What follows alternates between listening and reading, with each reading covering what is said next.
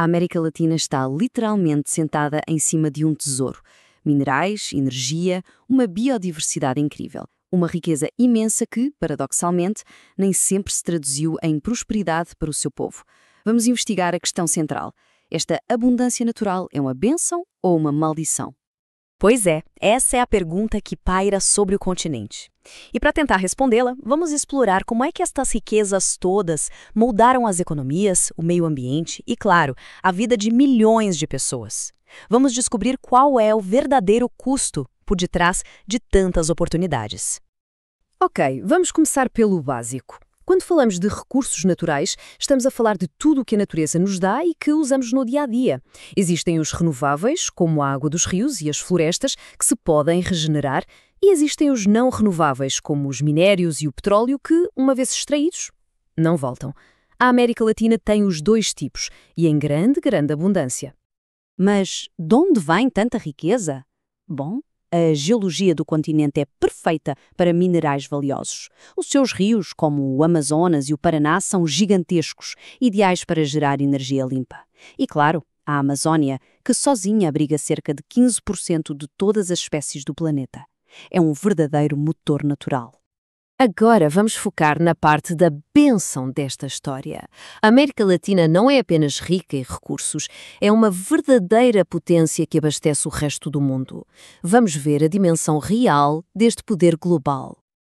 Este número é impressionante. Parem para pensar nisto. De um grupo de elite de 15 países que fornecem minerais ao mundo, 13 são latino-americanos ou caribenhos. Isto mostra um domínio quase absoluto no mercado global e uma importância estratégica imensa. E este domínio não é algo abstrato. Ele reflete a especialização de cada país. O Chile é o rei do cobre, essencial para cabos elétricos. O México lidera na produção de prata. O Brasil é um gigante do minério de ferro, que é a base do aço. Cada nação tem um papel crucial na economia global. Vamos olhar mais de perto para o Brasil. Não se trata apenas de minério de ferro. O país é uma fonte vital de bauxita para o alumínio e um ator cada vez mais importante no cenário do petróleo, especialmente com as reservas gigantes do pré-sal lá no fundo do oceano. É uma potência realmente diversificada. E agora, vamos olhar para o futuro. O Chile não só lidera no cobre, como também é um grande produtor de lítio. E a vizinha Bolívia tem a maior reserva de lítio do planeta. Estamos a falar do ouro branco da transição energética, o material que alimenta as baterias dos nossos telemóveis e, cada vez mais, dos carros elétricos. Ok, até agora vimos a benção. Mas toda moeda tem dois lados, certo? Chegou a hora de a virar e entender como esta riqueza imensa pode criar uma economia de dois gumes, transformando-se numa perigosa vulnerabilidade. Esta citação da CEPAL, a Comissão Económica da ONU para a região, acerta em cheio no problema. Quando a economia de um país depende da exportação de poucas matérias-primas, fica totalmente à mercê do mercado global. Se o preço do cobre ou do petróleo cai, a economia inteira sofre. E o pior, os países da região não controlam esses preços. O caso extremo da Venezuela ilustra este perigo de forma chocante. Reparem neste número. 94% de tudo o que o país exportava era petróleo. É o exemplo perfeito de uma economia que apostou tudo numa única carta. E qual foi a consequência desta dependência extrema?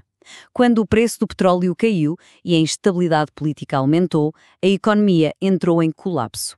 O resultado foi uma crise humanitária devastadora, desemprego, falta de produtos básicos e milhões de pessoas forçadas a deixar o país. É um aviso muito claro dos perigos desta dependência. Então, qual é a solução? Economistas, como os da CEPAL, apontam para um caminho claro: diversificação.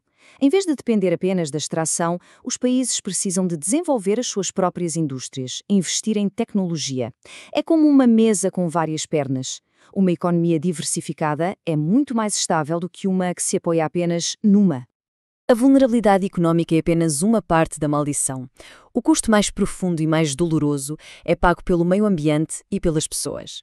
Vamos agora olhar para as cicatrizes deixadas na terra e no seu povo, cicatrizes que, por vezes, são permanentes.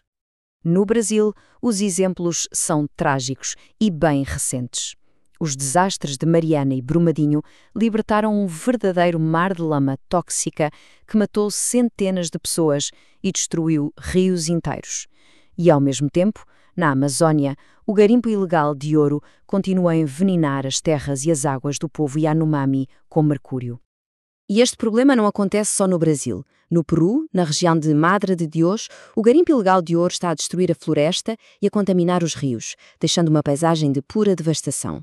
É um padrão que infelizmente se repete por todo o continente. No final das contas, o custo da extração irresponsável é imenso. Contamina a água, destrói florestas, expulsa comunidades das suas terras e causa doenças graves que podem durar gerações.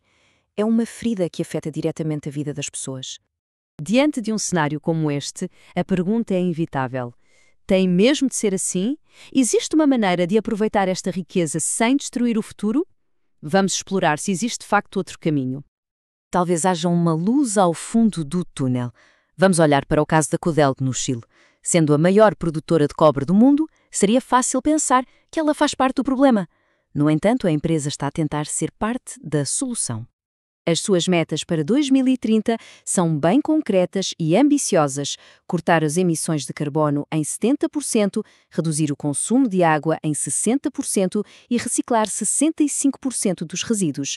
É um plano que, se for bem sucedido, pode servir de modelo, provando que mineração em grande escala e sustentabilidade podem sim andar de mãos dadas. E assim, voltamos à nossa questão central. A história da América Latina está ligada aos seus recursos. O grande desafio, agora, é transformar esta riqueza, que tantas vezes foi fonte de conflito, na base de um futuro próspero, justo e sustentável. A grande pergunta permanece: conseguirá a riqueza que vem do solo construir finalmente um futuro sólido para o seu povo? O destino do continente depende dessa resposta.